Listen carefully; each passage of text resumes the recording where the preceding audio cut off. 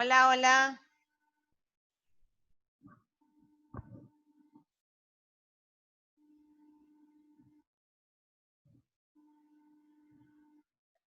Hola, hola.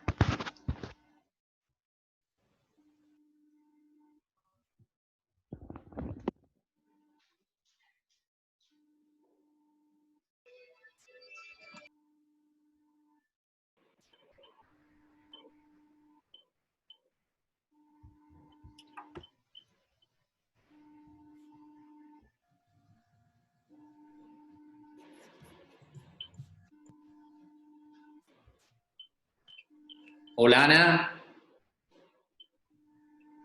Hola Dani, ¿cómo te va?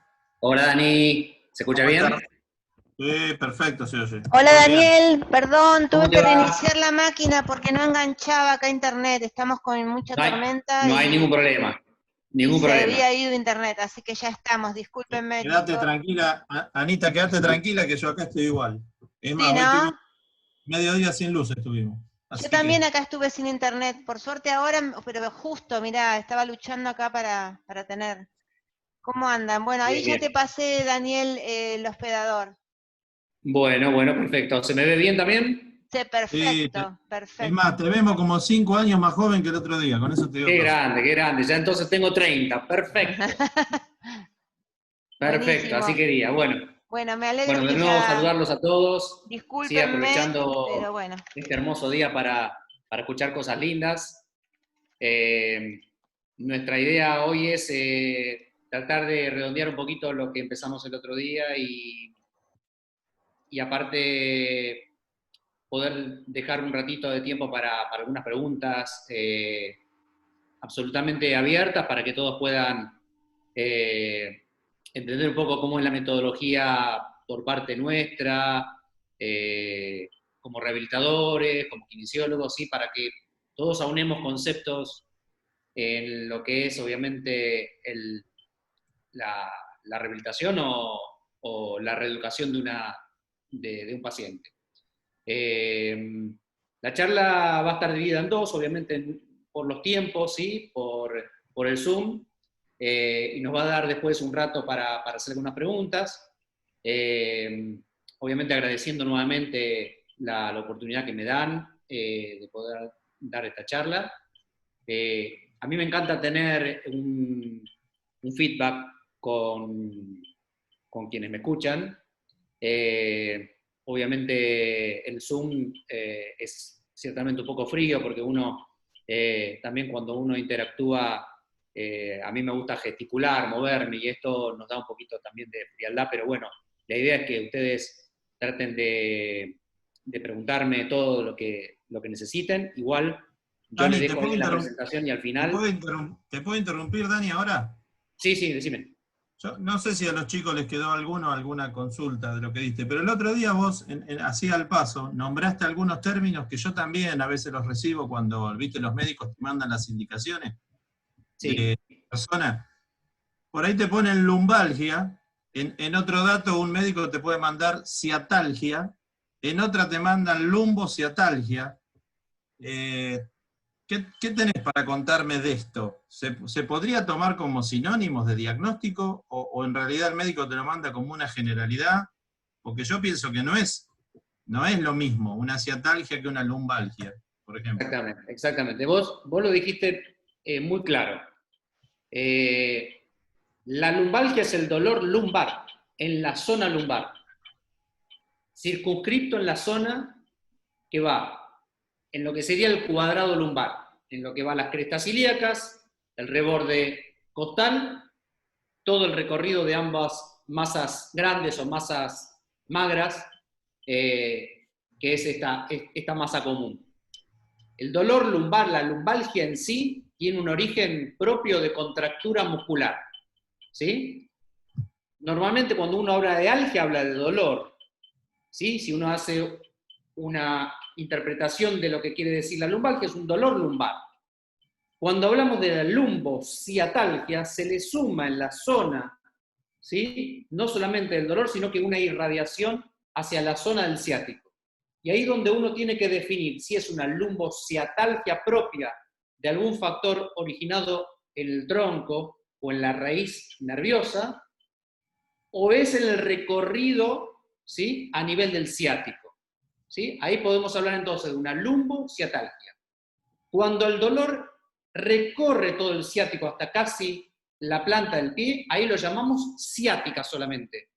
Tal vez no haya permanencia del dolor lumbar, sino que solamente en el recorrido. Por eso entonces, lumbalgia, dolor por contractura en la zona lumbar; lumbociatalgia, dolor que se acompaña a ese dolor lumbar con parte del recorrido ciático; y la ciática o la ciatalgia solamente del recorrido por irradiación. Y entre medio hay, como si fuera una frontera, lo que llamamos el síndrome piramidal. En el recorrido del ciático, anatómicamente, uno que estudia mucho la anatomía, Sí. el piramidal es un músculo que es una pirámide, en definitiva, ¿sí? Nace como base de la pirámide en los rebordes sacros y recorre con su punta o extremo hacia el trocánter mayor. Y en ese recorrido se encuentra con el ciático. ¿Pero por qué decía anatómicamente? Porque tenemos 4 tipos de piramidales, ¿sí? Un piramidal, no sé si se me ve, que termina siendo el piso del ciático. Yo me pongo así, yo soy el piramidal y tengo el ciático arriba, por lo cual cualquier contractura del piramidal me levanta el ciático y me lo comprime contra el otro músculo que es el glúteo. Entonces tendríamos un fenómeno de compresión como un síndrome piramidal puro. La siguiente es, cuando el piramidal, anatómicamente, porque vos, Dani, y yo, y Ana, y los demás, tal vez no somos genéticamente iguales, y de hecho no lo somos, podemos encontrarnos que el ciático, en vez de estar por arriba del piramidal, pasa por debajo del piramidal. Entonces ya contractura del glúteo más una contractura del piramidal terminan aplastando el ciático, haciendo una piramidalgia irradiada. La tercera es cuando el piramidal pasa por entremedio, ¿sí? O sea, el ciático pasaría entremedio. Es muy común, se lo ve muy frecuentemente, y ese es el dolor puro a nivel del piramidal. Ese es el dolor puro de contractura propia del piramidal. Ya no es contractura de arriba del glúteo, ya no es patología de abajo, sino que es una contractura propia del piramidal. Y la cuarta, que es muy rara, cuando encontramos un piramidal doble, pero con un ciático con la salida, el ciático mayor y el ciático menor en cada uno de esos piramidales. Ahí ya es una patología de un síndrome piramidal puro, ¿sí?, pero con una irradiación que necesita obviamente de un tratamiento medicamentoso con un bloqueo. No existe otra posibilidad, porque ya es una patología que trasunda, ¿sí? O sea, ya no es una patología muscular, sino que ya es una patología neuropática. Una patología que puede ser una neuropraxia, o sea, mucho más avanzada. ¿Y eso en qué estudio médico sale? Si está apretado por el pie. Anatómicamente no lo podés saber. Hay que hacer una disciplina y verlo, es imposible. Hay maniobras semiológicas, ¿sí? Cuando vos elongás el piramidal se estira un poco, descomprime un poco la presión y ahí sabés que es el primero o el segundo. El tercero y el cuarto es muy difícil saberlo. Sí, pero siempre el objetivo es ese, elongación del piramidal, no unilateral, sino que bilateralmente. ¿Por qué?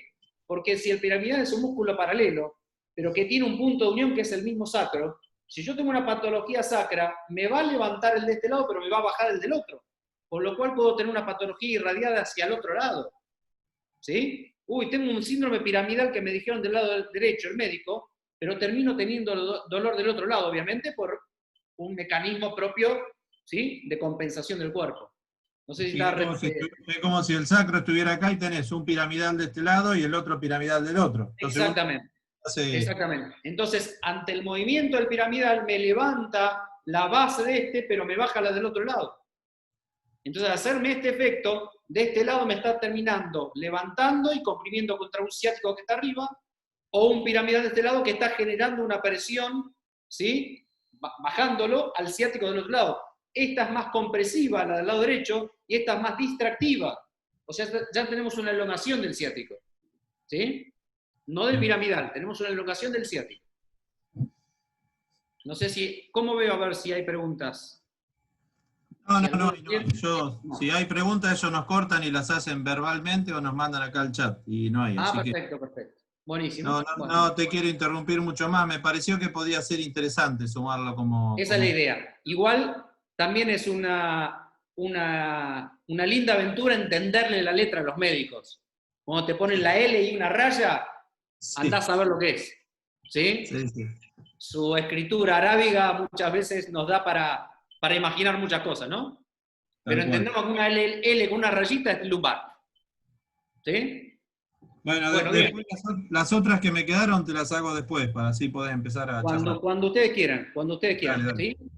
Bueno, compartimos, a ver, ¿cómo es esto? Estoy acá, tengo que abrir acá. Bien. Y ahora...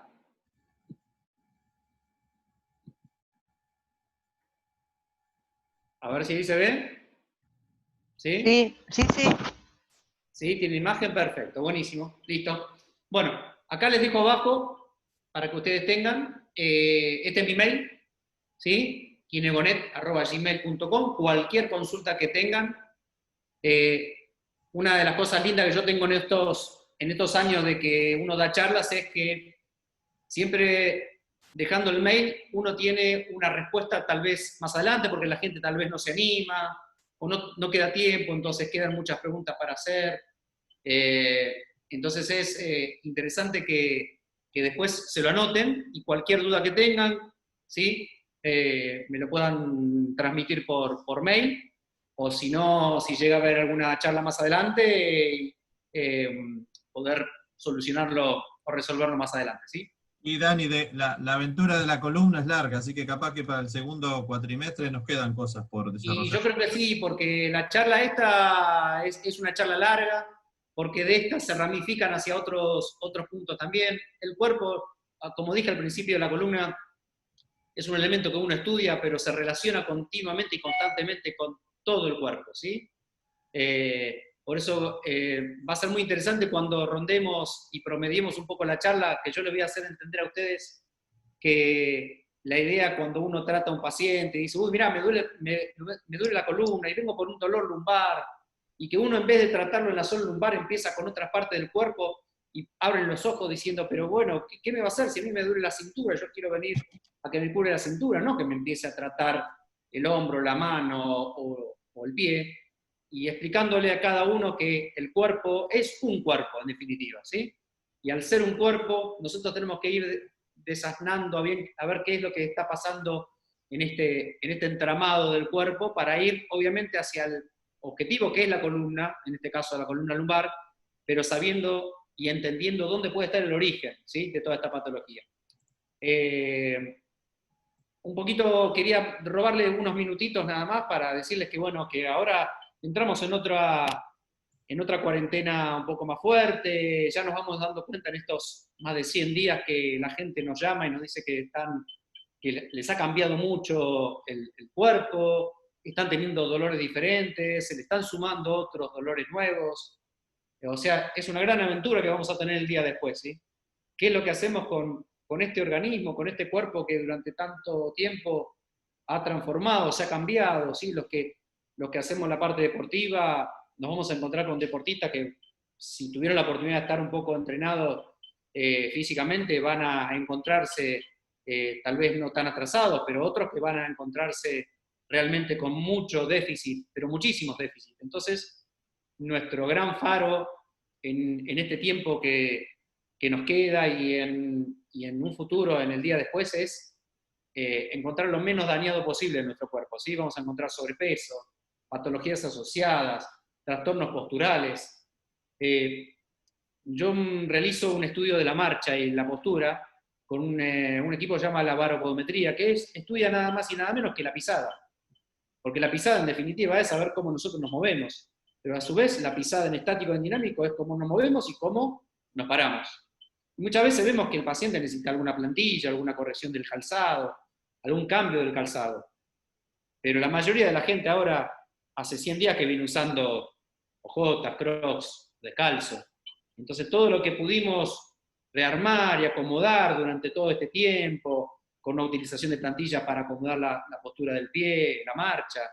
Nos vamos a encontrar con que todo esto se fue para atrás. Es como que a mí me pongan unos brackets y como tengo muchas cenas y muchas reuniones, agarro, me los saco porque no quiero que me vean así, y después me encuentro con que el odontólogo se va a dar cuenta que no lo usé. Y esto va a pasar lo mismo, el cuerpo va a estar muy transformado, y bueno, este es nuestro gran objetivo, qué es lo que va a pasar el día después. Por eso entender el sentido de que nuestro organismo es un ser vivo psíquico, ¿sí? Pero es fundamentalmente, fisiológicamente, visceralmente y funcionalmente uno entero. Entonces, ¿qué va a pasar con nuestras vísceras? ¿Cómo vamos a encontrar quién de nosotros, de los que estamos acá, no ha tenido todo en este tiempo algún atracón, hemos tomado de más, comido de más? Evidentemente nos va a encontrar diferentes, ¿sí? Esperemos que sea lo menos dramático posible, lo menos drástico posible. La idea un poco continuando, habíamos terminado la otra vez la última parte de la charla con los ligamentos. Habíamos dicho que era el órgano de control casi primario, la primer barrera de nuestros primeros alfiles en este ajedrez que es el cuerpo. Nuestros peones, perdón. Estos peones son los primeros, ¿sí?, que están en la línea de batalla, y nuestro cuerpo en sí, ¿sí?, se caracteriza por tener ligamentos de contención, que son los primeros que se aferran, la cápsula, que habíamos dicho que tenía dos partes, dos membranas, una muy sensitiva y la otra, ¿sí?, muy liberadora del tejido, de la lámina, que habíamos dicho, la lámina sinovial, la creadora del líquido sinovial, que cuando es sometida a cargas, tensiones, presiones, lo primero que hace es se inflama, por eso hay un aumento, ¿sí?, del volumen y de la presión interna. Pero después tenemos otro elemento fundamental, que son los músculos, esta nuestra casi segunda línea de batalla, porque estos músculos se caracterizan por algo muy particular, que son los que van a proveer la estabilidad de nuestro cuerpo. A su vez producen los movimientos, no solamente de estabilización, sino que los movimientos dinámicos y fisiológicos. A su vez son las que generan isometría, y hoy hemos terminado diciendo que no había nunca isometría pura. ¿Sí? En un cuádriceps, cuando yo digo, bueno, hace un ejercicio isométrico, yo veo que el músculo, ¿sí?, se mueve, se tonifica, se hipertrofia, pero hay un cierto movimiento. ¿Por qué? Porque la rótula va variando, y en el cuerpo pasa lo mismo. Yo no le puedo poner, y no le puedo decir que hay un ejercicio isométrico puro. Siempre hay algún movimiento de alguna parte articular. Y para esto, estos cambios de longitudes los llamamos ya no isotonía, sino que los llamamos auxotonía, porque cada músculo tiene su tono. Y se van a encontrar en la charla con que vamos a hablar de músculos que uno los tenía en la parte anatómica cuando estudiaba al principio, que eran los músculos multífidos, los rectos, los oblicuos, los largos, los transversos, músculos que uno dice, son músculos tan chiquitos, ¿qué incidencia pueden tener? Pero tan chiquitito es que consiguen movilidades en pequeños rangos que sumados uno con los otros van a dar una movilidad general. Por ejemplo, en una flexión de columna vamos a tener una movilidad de cadera de los músculos cortos de la cadera, que sumado a ese más de 25%, sumado a ese 60%, me van a hacer casi un 80-85% de movimiento general. Entonces todo esto tiene mucha importancia, saber y entender cómo puedo hacer yo con estos pequeños músculos. Y en esta charla yo estoy hablando mucho de anatomía, hablo también de fisiología, pero ¿qué es lo que nos interesa a nosotros en esta charla como preparadores físicos, como entrenadores? Es entender que cuando yo me encuentre con este paciente el día después, yo tengo que entenderlo, que no lo tengo que empezar a entrenar inmediatamente, ¿sí? Tengo que ser gradual, progresivo, entendiéndolo, enseñándole, haciéndole entender que tenemos que crearle una buena base para después empezar a trabajar. Y esta musculatura está unida por un gran tejido, ¿sí? A esto quiero abocarme en el día de hoy, ¿por qué? Porque nosotros conocemos que el cuerpo tiene una gran cantidad de tejido conectivo. Se llama tejido conectivo porque es un tejido que conecta, que une. Cada músculo, ¿sí?, no funciona solo, funciona también con la ayuda de un músculo que, estando cerca o estando lejos, lo va ayudando, ¿sí? Puede estar paralelo, puede estar en serie, puede estar distante, pero siempre está conectado. Nosotros somos una gran conexión, ¿sí? Los nervios, los ligamentos y los músculos tienen una gran conexión. Este tejido que lo circunda, cuando nosotros vamos y comemos un pedazo de carne y vemos que tenemos que ir sacando ese tejido blanco que lo rodea, ese es el famoso tejido conectivo, ¿sí? Yo hablo siempre del tejido conectivo como el gran manto que tiene nuestro cuerpo, ¿sí? No nos va a quedar tiempo para hablar de unas cosas que son importantes a nivel osteopático, como me gusta hablar a mí, pero por ejemplo, una lesión en el tobillo, ¿sí? Una vieja lesión en el tobillo, puede ser una causa en el futuro de una lesión, por ejemplo, de la columna cervical. Ustedes me van a decir, tan lejos que está el tobillo, pero supónganse que el tobillo es una gran pinza, ¿sí? Es una gran pinza, se le llama la pinza tibioperoneo astragalina. Nuestro peroné y nuestra tibia sostienen al astrágalo, ¿sí? Y le conforman una pinza. Esta pinza o mortaja, como se conoce, la función es movilizar, pero a su vez todo el peso del cuerpo lo que hace es mantiene presión. ¿Qué pasa cuando hay un esguince? ¿Qué pasa cuando hay una entorse? ¿Qué pasa cuando hay una pequeña distensión ligamentaria? Esta pinza, que es la que sostiene y me mantiene unipodalmente, al haber alguna distensibilidad de los tejidos, lo que hace se abre. ¿Y qué pasa cuando yo abro una pinza? Se me cae, por lo cual estoy generando una inestabilidad de esta articulación. Entonces, ¿qué pasa? Si yo inestabilizo algo que sostengo, lo primero que voy a tener es un mecanismo compensatorio arriba, va a decir, uy, che, mi silla está floja, se me va a mover, se me va a caer la pata, ¿qué hago? Me trato de agarrar. ¿Y quién es el primero que se agarra arriba? La rodilla. Entonces, esguinces viejos mal curados, esguinces viejos no curados, me pueden traer una patología de rodilla. Y obviamente la rodilla como gran bisagra, ¿sí? Porque nosotros en el cuerpo tenemos dos bisagras que son fundamentales. La rodilla en el miembro inferior y el codo en el miembro superior. Pero vayamos de nuevo a la rodilla. ¿Qué pasa con la rodilla cuando se encuentra con que tiene una base inestable? ¿Qué me va a pasar a mí cuando yo encuentro que tengo mis 4 patas flojas y tengo miedo de caerme y pasar ridículo? ¿Qué es lo que hago? Me agarro. Entonces empieza un mecanismo de contención y compresión a nivel de la rodilla. Los músculos de la rodilla empiezan a forzarse, a hacer un mecanismo de agarrarse, hipercontraerse para generar estabilidad. Y eso es lo que hace que esta bisagra se endurezca. ¿Qué pasa si yo tengo la bisagra de mi puerta dura? No voy a poder ni abrir ni cerrar la puerta. Entonces, a su vez, de esta gran contractura que tengo y esta gran presión que yo tengo a nivel de la rodilla, me va a traducir obviamente a nivel de la cadera, porque es la articulación siguiente que tengo. Entonces, ¿qué pasa? Si yo me muevo a través de la cadera, si yo cuando me muevo por la cadera, entonces, ante una rodilla que está en compresión, con un tobillo inestable, la primera que me va a saltar después va a ser la columna, ¿sí? O sea, inmediatamente después de la cadera va a saltar la columna. Y la columna es una. Nosotros la dividimos en lumbar, torácica y cervical, pero la columna es una. Y habíamos hablado el otro día de ese movimiento que se llamaba pandeo, ¿sí? Si yo desde abajo, ¿sí? Yo esto lo puedo mover, pero yo desde abajo, si le hago un movimiento muy chiquitito, van a ver cómo esto se bandea, ¿sí? Y ese bandeo, ese pandeo en la columna lumbar me va a traducir en una inestabilidad cervical, que es la que tiene que contenerme al gran peso de la cabeza. Ahí vimos cómo desde el tobillo hasta la cabeza llega todo un mecanismo de inestabilidad. A eso tenemos que ir. A eso tenemos que ir. ¿Qué es lo que tenemos que ver? Cuando venga el día después y veamos que el paciente o a esta persona la tenemos que entrenar, primero estabilicémoslo.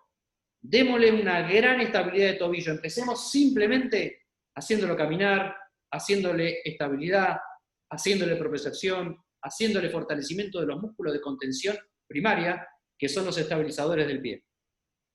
Y todo esto se une por este tejido conectivo.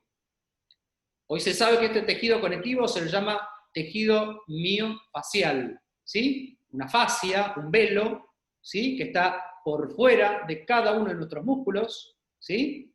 Y que se conectan.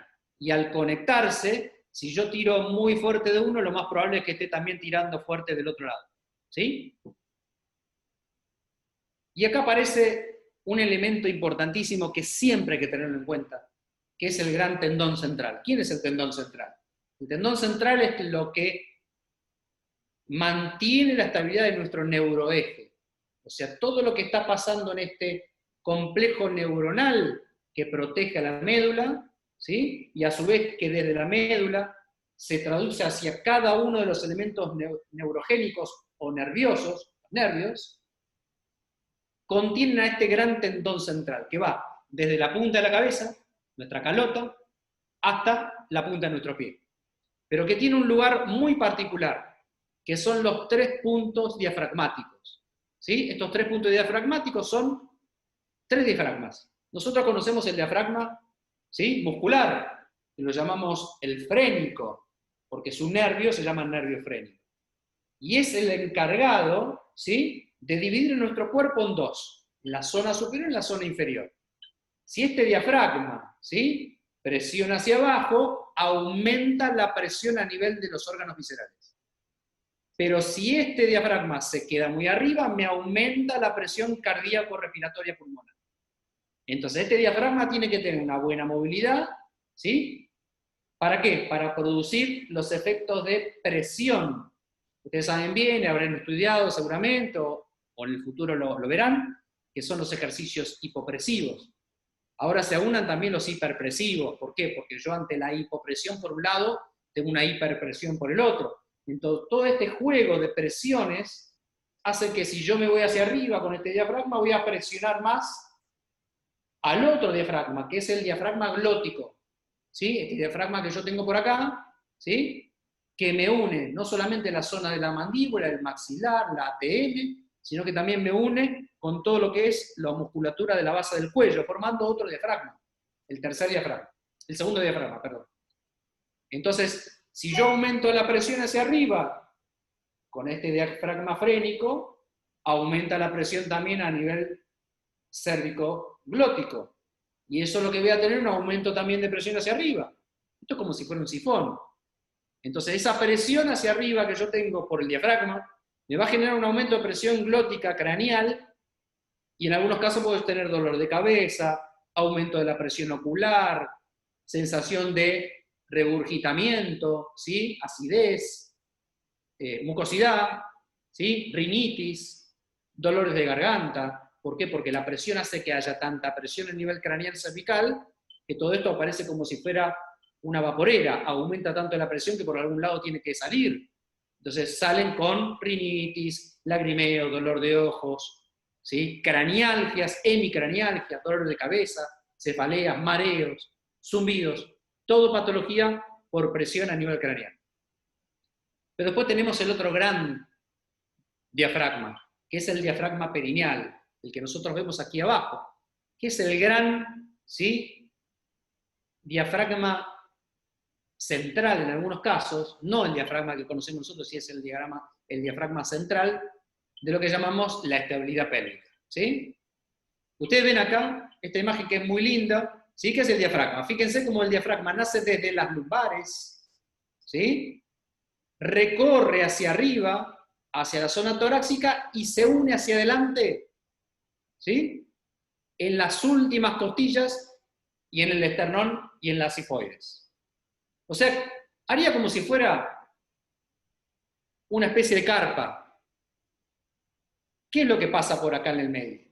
Por acá en el medio pasan dos vasos muy importantes. Uno es la aorta y otro es el sistema digestivo respiratorio, ¿sí? Todo el sistema digestivo pasa por ese centro. Se lo llama centro frénico. Ese centro frénico, cuando yo tengo un diafragma con demasiada presión hacia arriba, me puede traer patología respiratoria, patología por compresión, patología cardíaca. Pero si este diafragma se mantiene bajo, me puede traer patología hepática, patología intestinal o patología estomacal. Entonces, es el gran límite o frontera entre lo superior y lo inferior. Pero ese piso, que hablamos antes, es el gran ligamento sacro, recto, génito, vésico-púbico. Fíjense en el dibujo, con forma como si fuera una hamaca, esa hamaca pélvica, ¿sí?, es nada más y nada menos que este gran ligamento que nace en el sacro, se une al recto, se une al útero en el caso de la mujer, y aparte de los órganos masculinos, va hacia toda la zona genitourinaria y se une en la sínfisis púbica. Entonces, acá, ¿qué es lo que relacionamos? Que estos 3 diafragmas, si yo los tengo con buena movilidad, y equilibrados uno con los otros, voy a tener buena presión a nivel general. Entonces, de nada me sirve hacer trabajo respiratorio y diafragmático si no trabajo también la estabilidad a nivel de la mandíbula, y tampoco me sirve tener una buena mecánica diafragmática si no tengo una buena mecánica sacropúbica. ¿Cómo estamos con el tiempo? ¿Vamos bien? Sí. Bien. Entonces, a esto quería. ¿Sí? Nosotros hacemos en la osteopatía un tratamiento que se llama cráneo-sacro. ¿Sí? Si me ven las manos, yo cuando mi sacro hace esto, ¿sí? Mi cráneo hace el mismo movimiento. Si mi cráneo hace esto, mi sacro hace ese mismo movimiento. Es la mecánica sacro-craneal. Entonces yo muchas veces sé que cuando mi paciente tiene un cráneo muy levantado, el sacro también va a estar levantado. Y esto lo hace todo el neuroeje. Este gran tendón central, que es el que unifica todos los contenidos de movimiento de todo nuestro neuroeje. ¿Sí? Repito, este ligamento sacro-recto, génito, útero, en el caso de la mujer púbico, se inserta en el sacro y termina en el pubis.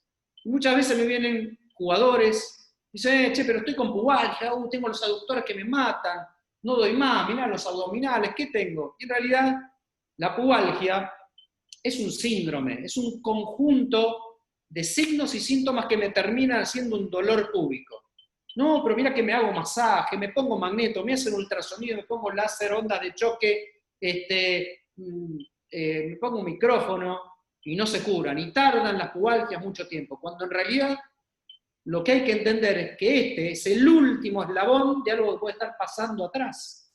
Si yo tengo un trastorno digestivo y voy de cuerpo cada 5 días, o tengo un trastorno hemorroidal, este ligamento va a estar tan retenido atrás que me genera un dolor pubiano. Si yo tengo un sacro que está mal orientado y que me tira todo hacia atrás, producto de una cervicalgia que me tira también el cráneo hacia atrás, voy a tener una patología púbica.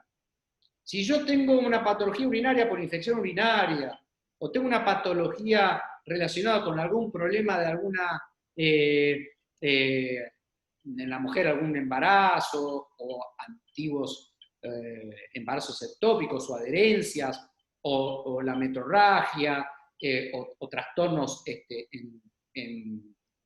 digamos, en la digestión, todo esto hace que este ligamento se pese tanto que me va a terminar generando una patología púbica. Si yo esta hamaca que veo acá, me acuesto yo, que peso 65 kilos, lo más probable es que me aguante. Pero si vienen 3 amigos míos que pesan 120 kilos cada uno, lo más probable es que esta hamaca se venza hacia abajo y que los extremos de sostén también empiecen a ceder. ¿Sí? Y esto es lo que pasa cuando uno le dice a un paciente que tiene una pubalgia, que primero vamos a ver qué pasa con tu digestión, qué pasa con la orina, qué pasa si tenés algún trastorno sacro, qué es lo que está pasando a nivel de todo el componente visceral, para que después traduzca en una patología del pubis. Por eso, ¿qué es lo que pasa previamente para yo tener un dolor púbico? Muy probablemente el dolor de los aductores o el dolor de los abdominales sea una consecuencia no secundaria, sino que terciaria, compensatoria de una patología que puede estar dando a nivel visceral. Esto es lo que yo les quiero decir, que nosotros tenemos un gran control corporal y que cuando venga este próximo primer día, ¿sí?, que encaremos a nuestra paciente de un concepto holístico general. ¿Sí? No lo hagamos correr el primer día. Sí, hacete un trote de 5, 10, 15 minutos sin antes ver cómo está la estabilidad. Porque yo creo que ninguno saldrá a la ruta sin hacer una buena verificación técnica, alguna alineación y balanceo. ¿Sí? Todos queremos que nuestro auto ande alineado. ¿Y cómo no vamos a querer que nuestro cuerpo no ande alineado? ¿Sí? Si yo cuido las gomas, las inflo, los alineo, ¿cómo no voy a cuidar nuestros pies, nuestras rodillas? ¿Sí? A esto es lo que quiero ir. Que tengamos un concepto general de lo que pasa con nuestro cuerpo. Bien. Muy bien. Y esto es un sistema en general de polea. Yo traje este dibujo porque me parece fantástico. Esta es nuestra primer polea, la polea simple. Yo tiro de un lado, me sube del otro. Pero después yo tengo poleas más complejas. Yo tiro de una parte cervical y probablemente me esté movilizando el tórax. Y esa movilización del tórax me termina movilizando la zona pélvica. O yo tengo, ¿sí?, cadenas que se asocian, músculo a un cuadrado lumbar de un lado, con una tensión del oblicuo del otro lado, más una tensión del pectoral del lado opuesto. y todas estas cadenas van generando inestabilidades y eso termina generando una patología, ¿sí? No solamente compensatoria, sino que adaptativa de nuestro cuerpo.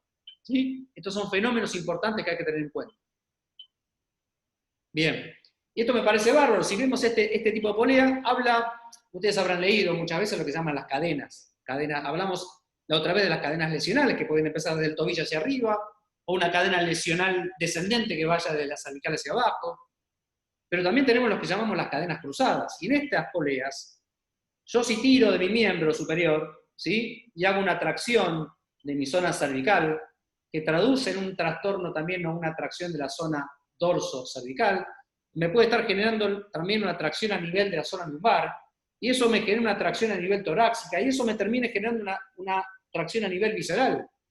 ¿Sí? Todo esto lo vamos a desasnar, ¿sí? En este tiempo que nos queda, porque es muy interesante para que ustedes vean cómo nuestro cuerpo, si uno lo entiende, puede comprender un montón de patologías que pueden evitarse. ¿Sí? Bien. Y esto es un dibujo muy simple, nuestras curvas fisiológicas. A ver, ¿por qué tengo una rectificación cervical? La rectificación cervical no es nada más y nada menos que una adaptación que puede estar pasando a nivel dorsal. ¿Por qué? Porque yo estoy tanto tiempo tirado hacia adelante, produciendo una cifosis dorsal, que me obliga a tener que enderezar la cabeza. Y ese enderezamiento de la cabeza yo no lo hago mirando hacia arriba, lo hago mirando hacia adelante, o mirando un poco hacia el frente. Por lo cual genera que en vez de mantener mi curvatura cervical, empieza a producir una rectificación. Y la musculatura que tiene que estar sosteniendo este tórax, esté trabajando para sostener la cervical. Por eso este dibujo de las curvas es muy importante. Porque si yo tengo 1 grado, ¿sí?, de desviación de mi columna, de las primeras vértebras de la columna cervical, esto me puede generar un achicamiento de esta lordosis, un aumento de la lordosis. Por lo cual me puede generar una disminución de la cifosis y me puede generar también un aumento también llamativo en la zona lumbar. Por eso el cuerpo lo tenemos que mirar de frente, posterior, y lo tenemos que mirar de los 2 lados. ¿Sí? Hay que mirar siempre el cuerpo de los 2 lados. Esto es lo que hacemos nosotros en la evaluación. Yo cuando lo veo de frente digo, mira, tenés un hombro más alto que el otro. Ah, muy bien. Sí, pero lo tuve siempre, bárbaro. Bueno, vamos a ver de dónde nace este hombro más alto que el otro. Puede ser por una alteración muscular, puede ser por una alteración de columna, puede ser por una pierna corta, puede ser por una rotación de los ilíacos, puede ser por un flexum de una rodilla y una recurvatum, o sea que la rodilla hacia atrás de la otra, que me genere un hombro más bajo que el otro, o puede ser por un órgano que esté traccionando hacia abajo. A ver, hagámoslo muy simple. Si yo tengo un hemidiafragma, ¿sí? Hemidiafragma, o sea, yo tengo el diafragma que es un músculo pero que se divide en 2. Si yo tengo un diafragma con mucha tensión, o sea, muy bajo de un lado, eso hace que mi caja torácica de ese lado baje. Y a su vez, si mi caja torácica baja, me puede estar dando un hombro más bajo. Entonces yo, tengo una pierna más corta que la otra, tengo un hombro más bajo que el otro, pero puede estar originado por un órgano que está tenso. Un hígado que pese, un estómago que no se libera, un intestino que tracciona, una vena que esté muy tensa, hemorroidal, una calcificación de la arteria aorta, ¿sí? Un problema pancreático, todo eso hace que el órgano pese. ¿Se acuerdan que hablamos la otra vez de, acumulación de líquido? Esa acumulación de líquido hace que presione, ¿sí? Y esa presión genera mucha tracción. Eso es lo que quiero que entiendan ustedes, que cuando evaluemos si están los hombros más bajos uno que el otro, pero también preguntémosle al paciente o a la persona qué es lo que te estuvo pasando. Mirá, no fui de cuerpo hace 5 días, ¿sabes lo que es eso, no? Es una bomba. ¿Sí? Estoy con un problema de hígado, tomé, chupé demasiado, otra bomba más. Mirá, mi intestino no se mueve, otra bomba más. ¿Sí? Estoy en mi primero o segundo día del periodo, otra bomba más. Mirá, yo no pude ir a orinar, la verdad que tengo otra bomba más. Todo eso genera presión. Y en estas 3 diafragmas es donde se acumulan las diferentes presiones. Bien, esto lo paso rápido, era para diagramarlo un poquito lo que habíamos visto antes. ¿Sí? Me quiero detener un segundito en estos músculos. Daniel, perdóname. Dime. ¿Por qué no parás acá? Así arrancamos después con el otro porque ya se termina, tenemos menos de un minuto. Y Bueno, listo. así me permite Hoy podemos seguir. grabar el audio. En 5 minutitos volvemos a entrar, ¿sí? Dale, vamos. Bueno, Listo. buenísimo.